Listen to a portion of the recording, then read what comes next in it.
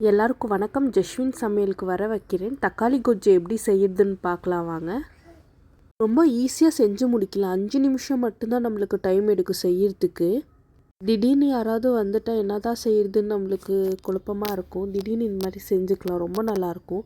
சப்பாத்தி, தோசைக்கு, சாதத்துக்கு எல்லாமே நல்லாயிருக்கும். மிக்ஸி ஜார் எடுத்துக்கோங்க. 9 பல் பூண்டு எடுத்துக்கோங்க. ஒரு சின்ன சைஸ் இஞ்சி எடுத்துக்கோங்க. மிக்சியில் நல்லா அரைச்சிக்கோங்க. இப்போ ஒரு சட்டியை எடுத்துக்கோங்க. 2 ஸ்பூன் எண்ணெய் ஊற்றிக்கோங்க. அரை டேபிள் ஸ்பூன் கடுகு போட்டுக்கோங்க. உளுந்து 1/4 ஸ்பூன் போட்டுக்கோங்க. கடலைப்பருப்பு 1 ஸ்பூன் போட்டுக்கோங்க.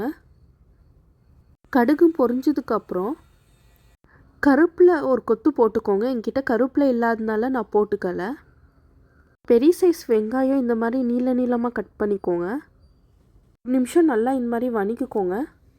இஞ்சி பூண்டு பேஸ்ட் போட்டு இந்த மாதிரி நல்லா வதக்கிக்கோங்க. பச்சை வாடை போகட்டும். 3 தக்காளியை எடுத்து நீளமாக கட் பண்ணிக்கோங்க. அப்போ தான் டேஸ்ட்டாக இருக்கும். இப்போ கட் பண்ணியிருக்கிற தக்காளியை ஆட் பண்ணிக்கோங்க. இப்போ நல்லா வதக்கிக்கோங்க. தேவையான அளவு உப்பு போட்டு நல்லா வதக்கிக்கோங்க. உங்களுக்கு காரம் அதிகமாக வேணும்னா பச்சை மிளகா சேர்த்துக்கோங்க 2. நான் காரம் என் பையன் சாப்பிடாததுனால பச்சை மிளகா சேர்த்துக்கலை. 200 ml தண்ணி ஊற்றி நல்லா இந்த மாதிரி கிளறி விட்டுட்டே இருங்க. 1/4 ஸ்பூன் மஞ்சத்தூள் போட்டுக்கோங்க. ஒரு 2 நிமிஷம் இந்த மாதிரி கிளறி விட்டுட்டே இருங்க. தண்ணியெல்லாம் நல்லா வற்றட்டும். சாம்பார் தூள் 1 ஸ்பூன் போட்டுக்கோங்க. நீங்கள் பச்சை மிளகா யூஸ் பண்ணிங்கன்னா சாம்பார் தூளுக்கு பதிலாக காஷ்மீர் மிளகாத்தூள் கூட போட்டுக்கலாம். காஷ்மீர் மிளகாத்தூள் காரத்துக்கு ஏற்ற மாதிரி போட்டுக்கோங்க. 1/4 ஸ்பூன் போட்டுக்கோங்க போதும். ஒரு 2 மினிட்ஸ் இந்த மாதிரி கிளறி விட்டுட்டே இருங்க. 1/4 ஸ்பூன் மிளகுத்தூள் போட்டுக்கிறேன் நான்.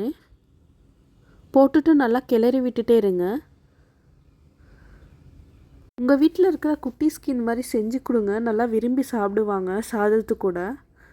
அவ்வளோதான். 2 மினிட்ஸ் கழித்து ஸ்டவ்வை ஆஃப் பண்ணிக்கோங்க.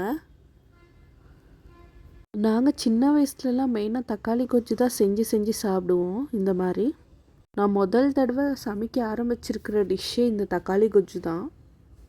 கண்டிப்பாக உங்கள் வீட்டில் செஞ்சு பார்த்துட்டு எப்படி இருக்குன்னு சொல்லிட்டு கமெண்ட் பண்ணுங்கள்.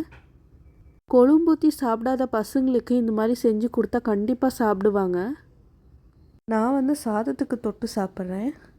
இந்த வீடியோ பிடிச்சிருந்ததுனால் லைக் பண்ணுங்கள், ஷேர் பண்ணுங்கள் அண்ட் சப்ஸ்கிரைப் பண்ணுங்கள். பெல் பட்டனை கிளிக் பண்ணுங்கள். தேங்க்யூ. பாய்.